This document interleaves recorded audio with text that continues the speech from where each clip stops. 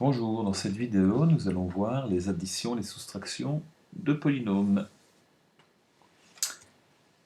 Alors, la méthode d'addition que tu as déjà vue en deuxième est la méthode classique, ou on pourrait dire la méthode linéaire. Donc, on dispose les polynômes les uns après les autres et on les additionne. Alors, euh, ici, on a disposé des parenthèses pour bien montrer que l'on additionnait ce premier polynôme-là à ce second polynôme-ci.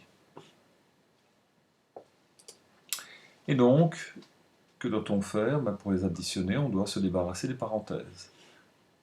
On voit que ce polynôme-ci n'avait pas de signe précédent les parenthèses, mais on sait bien que si on n'en met pas, c'est un signe plus. Ici, un signe plus également, donc lorsque nous allons enlever les parenthèses, il nous suffit de supprimer les signes plus et les signes des termes ne changent pas. Donc voilà, on supprime les signes plus et il nous suffit en fait de recopier les termes les uns après les autres sans parenthèse. À partir de là, bien évidemment, nous devons réduire au maximum notre polynôme, donc il faut regrouper les termes semblables. Donc voici les termes semblables qui sont regroupés par couleur identique. Et donc, une fois que l'on réduit son polynôme, nous obtenons ce polynôme-ci que nous avons ordonné en même temps que de le réduire.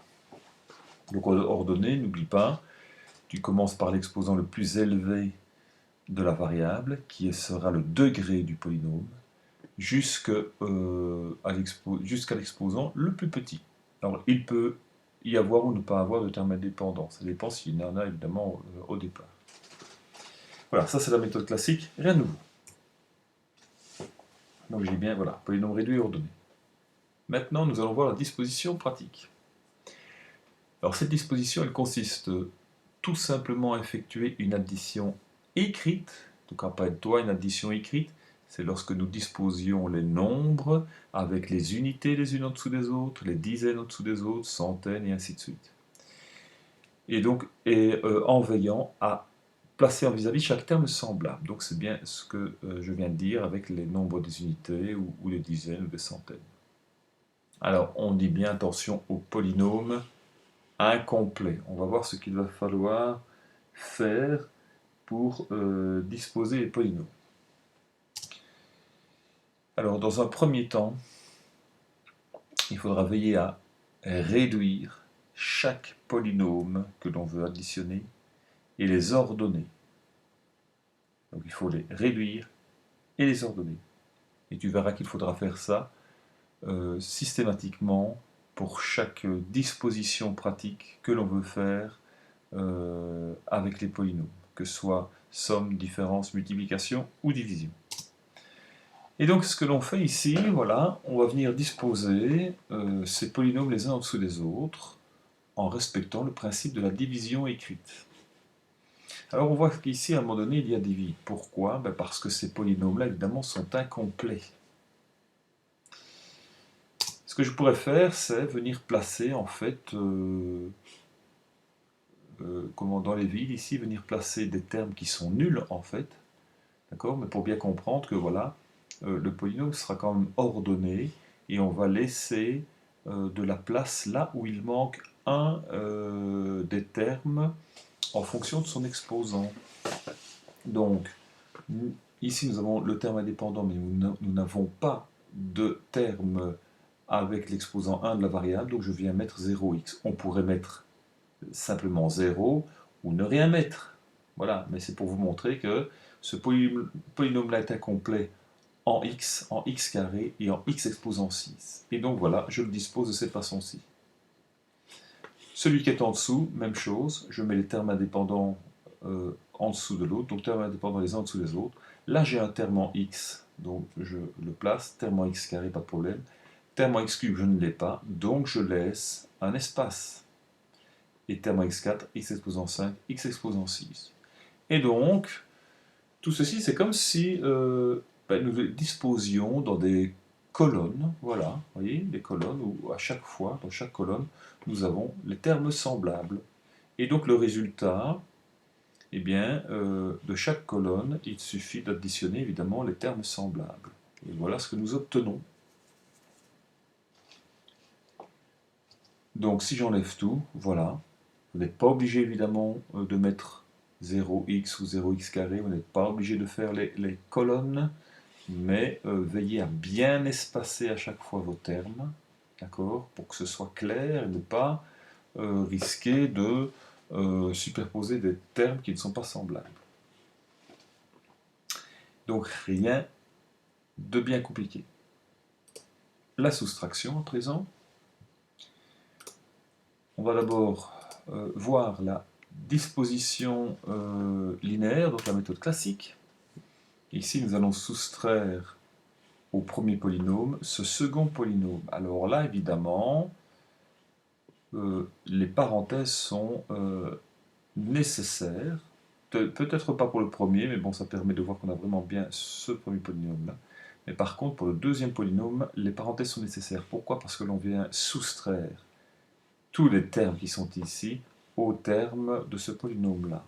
Or, vous savez que lorsque nous avons des termes dans une parenthèse et que l'on vient soustraire tout ceci, il va y avoir à un moment donné un changement de signe.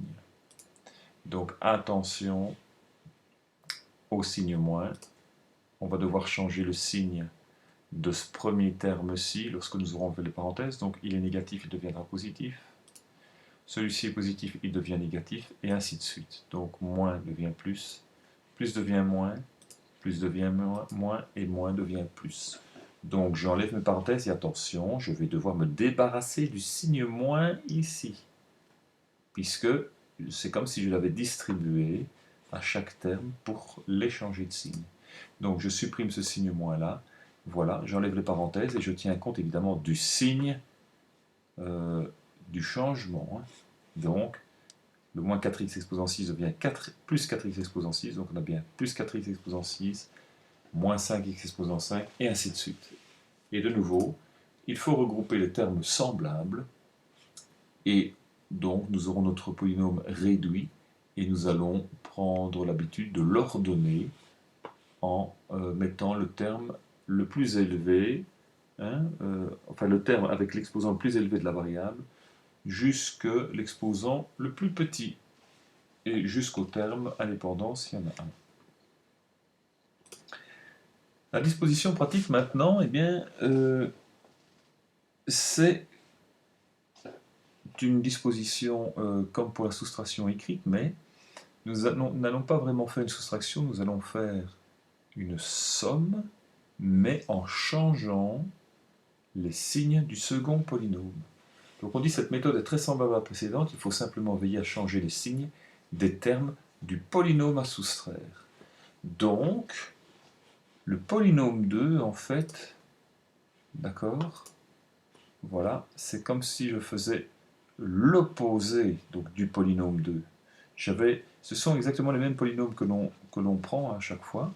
Et donc le polynôme 2, avant changement de signe, d'accord, il faut revoir avant. Maintenant, lorsque je fais un changement de signe de ce polynôme-là, j'obtiens ceci. Plus 4x exposant 6, moins 5x exposant 5, et ainsi de suite. De nouveau, je vais placer les termes semblables les uns en dessous des autres, et je laisse la place, un espace là où il manque un des termes en fonction de la variable. Et donc, si on prenait un exemple numérique, c'est comme si, par exemple, voilà, j'avais 10 moins 7, plutôt que de faire 10 moins 7, je fais 10 plus moins 7. Donc je viens additionner l'opposé, évidemment, du second terme. Voilà, c'est le principe que l'on fait ici. Et donc, on vient additionner le premier terme avec le second terme qui a changé de signe. Donc 7 plus 5, 12, 0 plus moins x, et ainsi de suite. Et j'obtiens donc ce polynôme-ci. Voilà. C'est terminé pour la somme et la différence. On se revoit pour la vidéo suivante sur la multiplication. Bon travail!